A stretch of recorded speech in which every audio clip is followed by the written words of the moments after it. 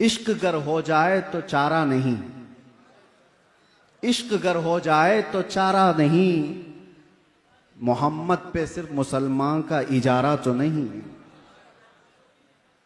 मेरे अजीजों, अकल रखने वाले और समझ रखने वाले समझते हैं कि वो रसूल पूरी कायनात को एक इनकलाबी जिंदगी देने के लिए आए थे। इसीलिए गौर व फिक्र से मेरे आका की सीरत पढ़ने वाले यूं कहते हैं, सुबह तैबा में हुई बटता है बाड़ा नूर का, सदका लेने नूर का आया है तारा नूर का। आई नई हुकूमत सिक्का नया चलेगा, आलम में रंग बदला सुबह शबे विलादत। जिसने बहुत करीब से मेरे आका को देखा वो कहता है कि पूरी कायनात में अगर रंग बदला है तो वो मीलाद मुस्तफ़ा की बरकत से बदला है। आज का दिन मनाना ये रजा अकेडमी, सुन्नी जमीयतुल उलमा या सुन्नी बिलाल मस्जिद का ही हक नहीं है, और ना ही इस इलाके या किसी खित्ते के मुसलमानों के ऊपर ये फरीजा है, बल्कि आज का दिन हर उस बेवा को खड़े होने का है जिसको मेरे आका ने इज्जतें अता की है। आज का दिन हर यतीम का दिन है जिसको मेरे आका ने कंधों पर बिठा करके इज्जत अता की है। आज का दिन उन कमजोरों के लिए है जिनके सहारा मेरे मुस्तफा सल्लल्लाहु अलैहि वसल्लम बनकर तशरीफ लाए। आज का दिन बूढ़ों का है, आज का दिन बेवाओं का है, आज का दिन फकीरों का है, आज का दिन पूरी कायनात की उन बच्चियों का है जिनको पैदा होते ही जिंदा दरगोर किया जाता था। औरतों की इज्जत देने वाला रसूल आज के दिन आया है, बेवाओं को शरफ बख्शने वाला रसूल आज के दिन आया है। जिनको लोग अपनी महफिलों में नहीं बिठाते थे उनके साथ मेरे आका ने महफिलें सजा करके इज्जतें दे करके दुनिया को बताया था कि कायनात में सिर्फ तुम आदम की औलाद हो, न किसी गोरे को काले पर फजीलत है, न किसी गोरे को काले पर और न किसी अरबी को अजमी पर, किसी को किसी पर फजीलत नहीं, बल्कि मेरे आका सल्लल्लाहु अलैहि वसल्लम ने फरमाया कुल्लुकुम मिन बनी आदम व आदम मिन तुराब, तुम सब मिट्टी से बनाए गए आदम की औलाद हो।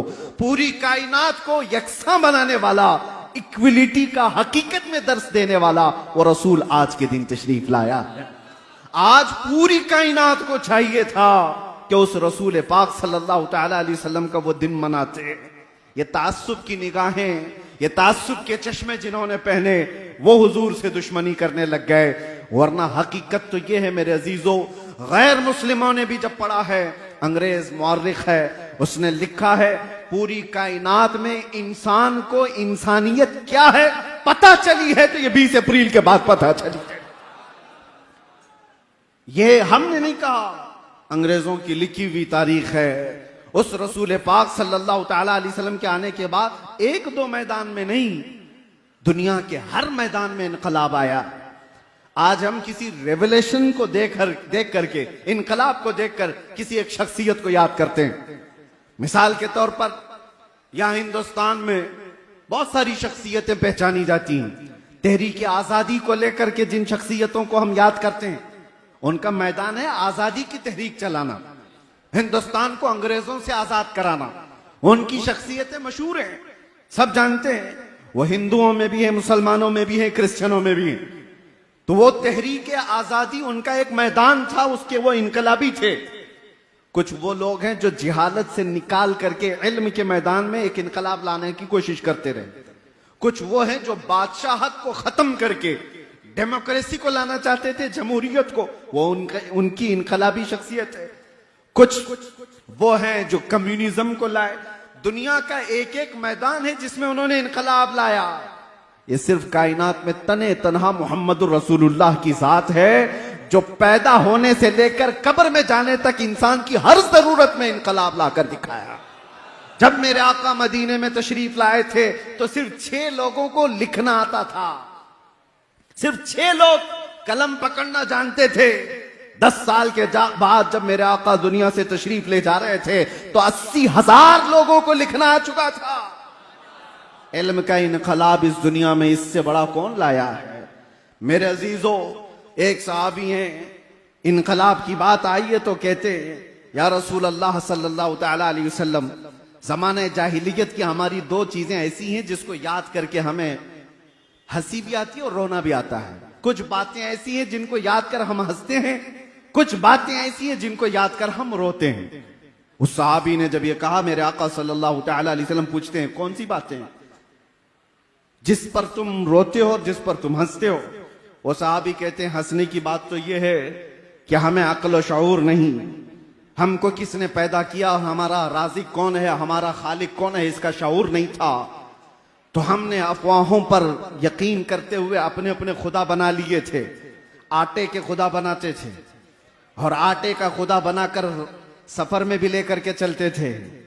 तवज्जो चाहता हूं। और वो सहाबी कहते हैं जब रास्ते में कभी खाना खत्म हो जाता तो हमारे खुदा का कभी हाथ तोड़ के खा लेते थे। आटे का तो था, खाने की चीज थी। कभी पैर तोड़ के खाते और ज्यादा भूख लगे तो गर्दन भी तोड़ के खा लेते थे। वो खुदाओं के साथ ये हश्र करते थे। वो सहाबी कहते हैं आज जब हमें ये बात याद आती है तो हंसी आती है कि हम जिसकी इबादत करते हैं उसी को तोड़ के खाते भी थे। और दूसरी बात वो सहाबी कहते हैं या रसूल अल्लाह सल्लल्लाहु अलैहि वसल्लम, वो बातें जो याद करके हमें रोना आता है, वो कहते हैं मेरे खुद की 5 बेटियां पैदा हुई हैं और हर बेटी को मैंने कब्र खोद करके दफन कर दिया। आखिरी बेटी बड़ी हो गई थी। मेरे सफर में जाने के वक्त मैं तिजारत के सफर पर था, मेरी बीवी ने बताया नहीं और बेटी पैदा हो गई। मां कैसे मारे? 4 बेटियों को तो मैं पैदा होते ही गर्दन मरोड़ कर खत्म कर चुका था। 5वीं थोड़ी बड़ी हो चुकी थी मेरे आने के बाद। फिर जब मुझे पता चला 5वीं भी बेटी है तो अब तो वो पहचानने लग गई थी। लेकिन मेरा दिल इतना सख्त था कि मैं उस पहचानने वाली और मुझे बाप कहकर पुकारने वाली बेटी को भी घसीटता हुआ ले गया और उसकी चीखों को नहीं सुना, कब्र खोदा और उसको जिंदा मैंने दफन कर दिया। उसकी चीखें मेरे कान को आज भी अंदर गूंजती हुई नजर आती हैं। रसूल पाक सल्लल्लाहु तआला अलैहि वसल्लम के पास वो आकर कहते हैं जब जमाने जाहिलियत की यह बात हम याद करते हैं तो सेना कलेजा मुंह को आता है, दर्द होता है कि हमें अल्लाह ताला ने बेटियां दी थी तो हम ऐब समझते थे। किसी के घर में बेटी पैदा हो जाना यह ऐब था।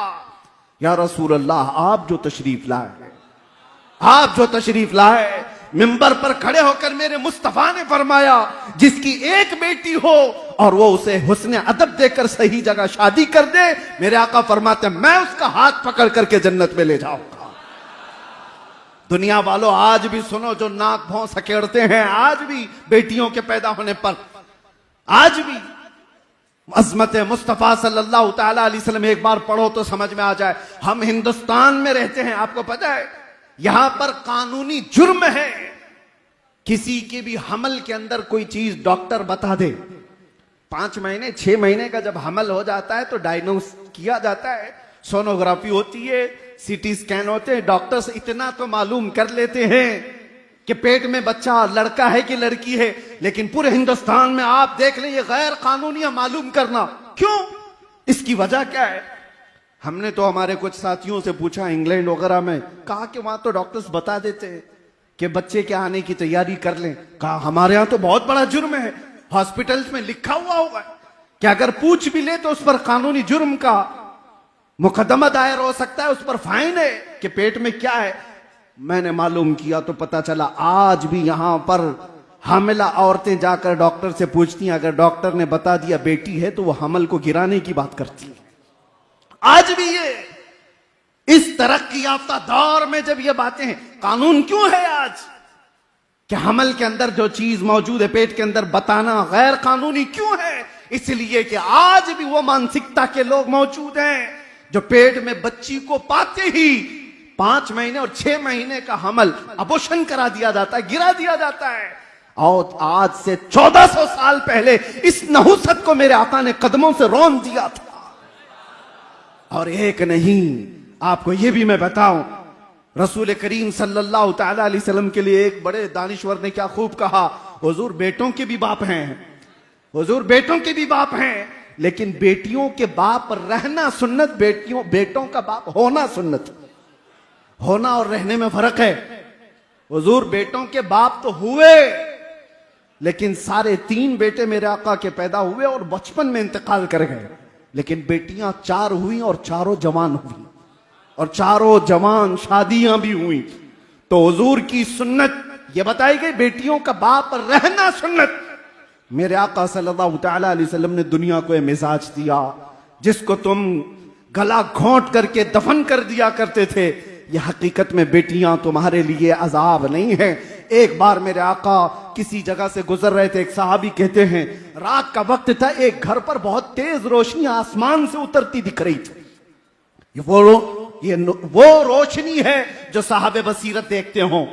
आसमान से किसी खास घर पर ही नूर का उतरना, रोशनी का आना देखा जा रहा था। उस सहाबी ने कहा, या रसूल अल्लाह सल्लल्लाहु अलैहि वसल्लम, इस एक घर पर ये रोशनी का मंजर कैसा दिखता है? मेरे आका ने क्या फरमाया, जाओ उस घर वालों से मालूम करना, दो में से कोई एक चीज होगी उस घर के अंदर, दो में से एक चीज होगी, या तो किसी यतीम बच्चे की परवरिश हो रही होगी, या आज ही उनके घर में बेटी की पैदाइश हुई होगी। साहबी कहते जाकर मालूम किए तो उनके घर में बेटी की विलादत हुई थी। ये रहमत आलम सल्लल्लाहु तआला अलैहि वसल्लम ने बताया। आज हिंदुस्तान में मैं फख्र के साथ कहता हूं, हम उस रसूल के शहदाई हैं जिसने औरतों को वो बुलंद मकाम दिया। 1400 साल के बाद भी तुम नाक रगड़ करके भी अपनी बहनों को उस मकाम तक नहीं पहुंचा सकते। आज के जमाने में फिर मैं कहता हूं, ये कुत्ते हैं जो औरतों की इज्जत की बात करते हैं। कोई अपनी बहन को आज इज्जत देने वाला नहीं। ये वो तरक्की याफ्ता दुनिया है जहां आज भी एप्स्टीन फाइल खोले जा रहे हैं। औरतों की इज्जत पर डाका डालने वाले अगर औरतों की इज्जत की बात करें तो ये शर्म की बात है। ये ऐसी शैतान है जो फजर की नमाज की बात कर रहे हैं। इनके मुंह से औरतों की इज्जत अच्छी नहीं लगती है ही नहीं। रियल में जो इज्जतें दी हैं मेरे आका ने दी हैं, और शादी भी मेरे आका ने फरमाई तो सबसे पहले 25 साल की उम्र में 40 साला बेवा खदीजतुल कुबरा से निकाह फरमाया। जब औरतों को बेवा होना भी एक अपशगुन कहलाया जाता था। आज भी है, आज भी। हम तो बहुत बदल चुके, लेकिन यहां तो सती की रस्म भी थी। हिंदुस्तान में सती की रस्म भी हुआ करती थी। शोहर अगर मर जाए तो औरत को साथ में जला दिया जाता था, उसको जीने का हक नहीं था। थोड़ा अपग्रेड हुआ जमाना तो फिर यह कहा गया कि चलो उसको जलाया नहीं जाएगा, जंगलों में छोड़ दिया जाए। अब और अपग्रेड हुआ तो इतना कह दिया गया कि ठीक है, बनाओ संगार सब निकाल दिया जाए, किसी एक खास जगह में उसको रख दिया जाए। विधवा को कहीं अच्छी महफिलों में आने ना दिया जाए। कोई भी महफिल में आएगी तो अपशगुन है, काम बुरे हो जाएंगे। ये दुनिया का तस्वुर था। औरत का बेवा होना क्या उसके हाथ में है? क्या वो अपने इख्तियार से बेवा बनी है? किसी का शौहर कभी भी मर सकता है, उसका उसमें क्या कसूर है? लेकिन जिंदगी भर वो ये ऐब सहती रहती थी। आज भी बहुत सारी जगहों पर उनको मुआशरे से अलग किया जाता है, मगर मेरे मुस्तफा सल्लल्लाहु अलैहि वसल्लम ने एक नहीं 9 बीवियां ऐसी निकाह फरमाई जो बेवा थी, मुतल्लका थी।